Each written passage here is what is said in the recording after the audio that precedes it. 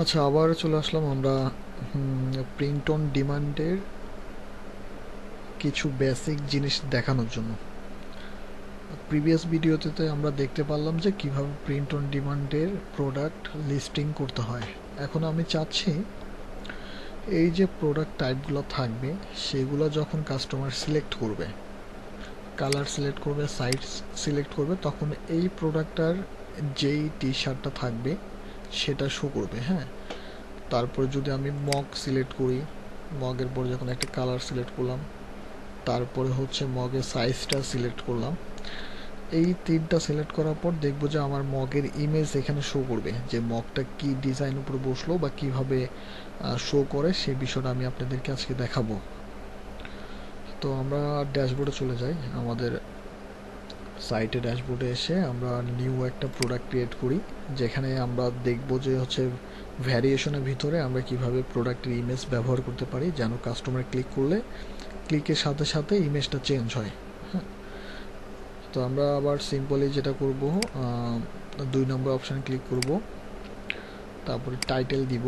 এখন হচ্ছে টাইটেল আমি গুগল থেকে হোক বা যে কোনো জায়গা থেকে আপনি টাইটেল নিয়ে, অথবা হচ্ছে যদি কপিরাইট ট্রেডমার্ক হয়, আমি কিন্তু আগেও বলছি যে এই ধরনের টাইটেলগুলো ইউজ করবেন যেগুলো হচ্ছে লিমিটেড এডিশন, হ্যাঁ, এক্সক্লুসিভ এডিশন, এই ধরনের টাইপের যদি আপনি ইউজ করেন তাহলে কোনো ধরনের প্রবলেম হবে না। ওকে, তো আমি চাচ্ছি এই ইমেজটা, এই প্রোডাক্টটা আমি লিস্টিং করব। তো আমি টাইটেল দিলাম টি শার্ট বাদ দিয়ে, যেহেতু আমাকে এখানে অনেকগুলো ভেরিয়েশন থাকবে, সো টি শার্ট দেওয়ার কোনো দরকার নেই। তারপরে আমি হচ্ছে ইমেজ অ্যাড করবো। তো আমাকে কী করতে হবে, ইমেজগুলো ডাউনলোড করতে হবে।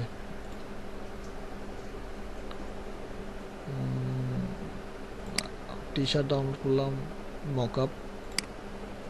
আপনি যে কোনো সাইট থেকে মকআপগুলো নিয়ে আপনি ডাউনলোড করে আমাদের সাইটে ইউজ করতে পারবেন, কোনো প্রবলেম নেই। আপনার যদি অন্য কোনো সাইট থাকে, টিচিপ, তারপরে হচ্ছে ভাইরাল স্টাইল, হ্যাঁ, বা মোটিফি, এই ধরনের কোনো সাইটে আপনি ডিজাইন আপলোড করে মকআপগুলো নিয়েও আপনি ইউজ করতে পারবেন, কোনো সমস্যা নাই। তো আমি হুডি ডাউনলোড করলাম, মক ডাউনলোড করলাম। হ্যাঁ, তো আমি এই তিনটা জিনিস আপনাদেরকে দেখাই কিভাবে প্রোডাক্টে ক্লিক করার সাথে সাথে ইমেজগুলো চেঞ্জ হয়। ঠিক আছে, তো আমরা আবার ড্যাশবোর্ডে চলে যাই।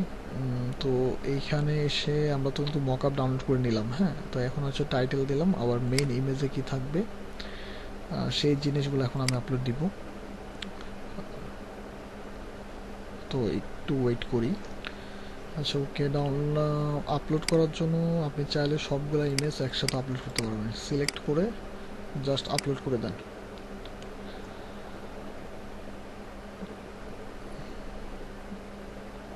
ওকে, আপলোড হয়ে গেছে। এখন হচ্ছে আমি চাচ্ছি যে আমার মেন ইমেজ মানে মেন মকআপ যেটা থাকবে, যেমন এটার মেন মকআপ হচ্ছে এই মকআপটা। হ্যাঁ, তো আমি চাচ্ছি মেন মকআপ এটা থাকবে। আমি মেন মকআপটা রাখলাম হচ্ছে শুধু ইমেজটা মেন মকআপ রাখলাম। সেকেন্ডারি মানে সেকেন্ড ইমেজগুলো আমি রাখবো হচ্ছে, বা সেকেন্ড ইমেজগুলো আপনি সবগুলো ইমেজে রাখতে পারেন, অথবা আপনি নাও রাখতে পারেন, কোনো প্রবলেম নেই। তো আমি এখন বর্তমানে এই সেকেন্ড ইমেজগুলো আমি রাখছি না, কারণ হচ্ছে আমি যখন প্রোডাক্টে ক্লিক করব আমার ইমেজগুলো অটোমেটিক চেঞ্জ হবে। হ্যাঁ, তো সেক্ষেত্রে আমি ডিসক্রিপশন দিব না, আমি সব কিছু নিলাম। 1 2 3 নম্বর, আগের মতো 3 নম্বর অপশন আসতে হবে।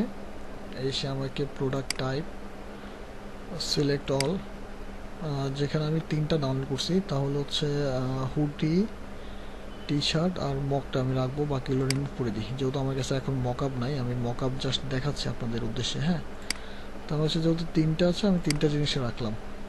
আপনাদের মকআপগুলো ডাউনলোড করে সেই মকআপগুলোর অনুযায়ী এখানে আপনি নিতে পারবেন। হ্যাঁ, তো আমি দিলাম হচ্ছে পিওরি কালার, সিলেক্ট করলাম, প্রোডাক্ট সাইজগুলো আমি নিয়ে নিলাম।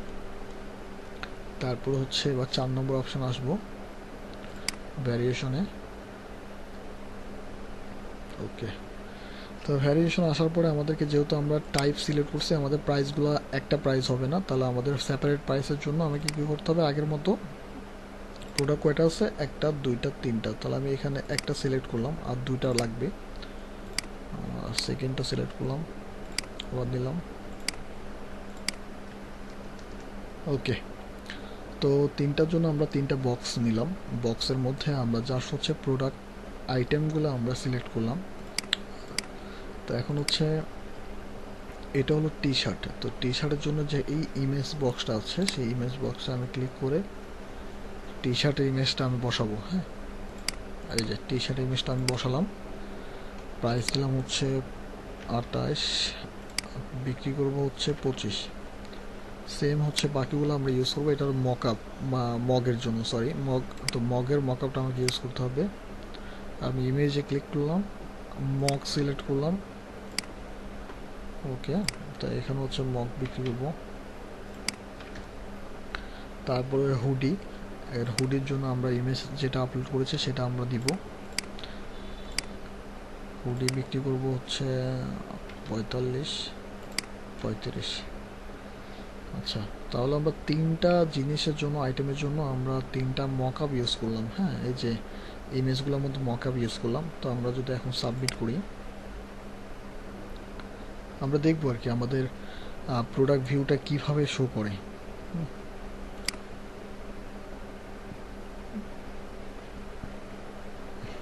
আচ্ছা, আমাদের প্রোডাক্ট আইটেম কিন্তু আমরা তিনটা সিলেক্ট করছি, তিনটায় আসছে।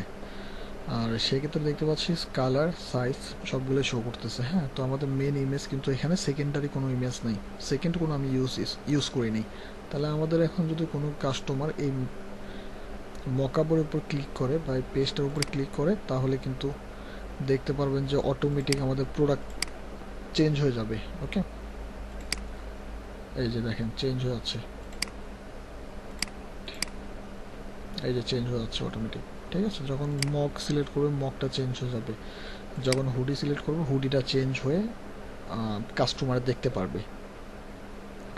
তো এইভাবে হচ্ছে মেনলি আপনারা চাইলে আপনাদের প্রোডাক্টের এই ধরনের মকআপের ভিতরে আপনি ইমেজ অ্যাড করে দিতে পারেন, যেটা হচ্ছে কাস্টমার যখন ক্লিক করবে তখন অটোমেটিক মকআপটা শো করবে।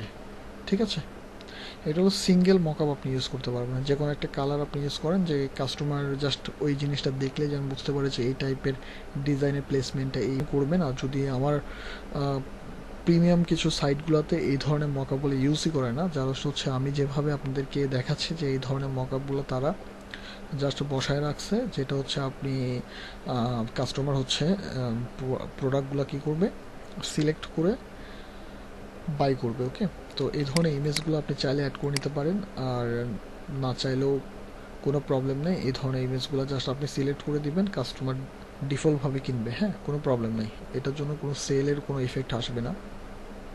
ঠিক আছে, তো আশা করি জিনিসটা বুঝতে পারছেন। আর আপনি চাইলে এই ধরনের মকআপগুলো ইউজ করতে পারেন, না হলে যদি না চান তাহলে আপনি রিমুভ করে দিয়ে সেকেন্ডারির মধ্যে আপনি সবগুলো ইমেজ আপনি অ্যাড করে দিতে পারেন। যে আপনি এইভাবে অ্যাড করে নিতে পারেন, যে হুডি প্লাস ক্লিক করে আপনি অ্যাড করে নিতে পারবেন। হ্যাঁ, তাহলে হচ্ছে ইমেজের সেকেন্ড যে ইমেজগুলো সেগুলো কিন্তু এগুলো শো করবে, কাস্টমার দেখলে কিন্তু বুঝতে পারবে। ঠিক আছে, সেভ করে দেন।